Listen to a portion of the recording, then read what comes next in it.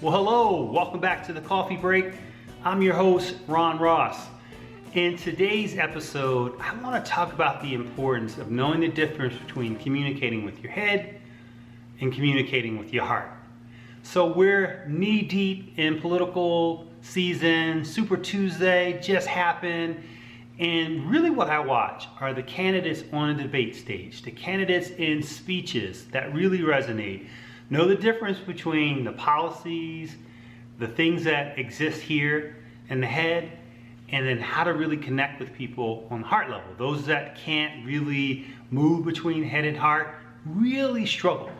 So as a middle organizational leader, I really just want to give you a simple message. When to use the head, when to use the heart, and when do you need to combine it? So when you're actually speaking to your peers, it is a combination of head and heart. And head are the ideas, the strategies, the tactics, but you have to infuse it with a little bit of you. That's the values that we've been talking about. So when you're speaking to peers, that passion, that head and heart, when you're actually speaking to the folks who report to you, you definitely need to have the head. They need to know that you actually thought this through. They need to understand it, but it has to be more heart. They have to know where you stand on it. They have to know that you believe in what you're talking about. So if there's something being cascaded down the chain, they need to know that you believe in it, that you see this is going to help them, that it's going to help the organization. When they don't feel that at the heart level and you're just speaking to them at the head level, there's distrust not only in you, but there's distrust in the messages from the people above. So when you're actually trying to communicate, when you're trying to quell things, you need to definitely know when to use the head and heart. I saw a great example.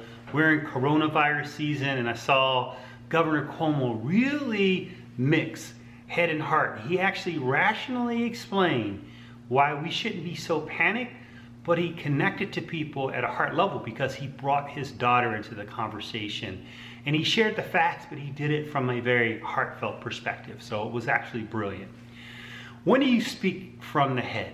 Head are the strategies, those are the ideas, they're the strengths, they're the weaknesses, those are the threats, the opportunities. The traditional SWOT analysis is when you're actually speaking to the people above you, whether it be senior leaders, executive leaders. They need to know that you've really went around the horn and you've thought about this thing, not only now, but you've actually thought about the implications strategically for your department, your part of the organization, how this fits into the overall organizational strategy. And what's the implication? What are the costs?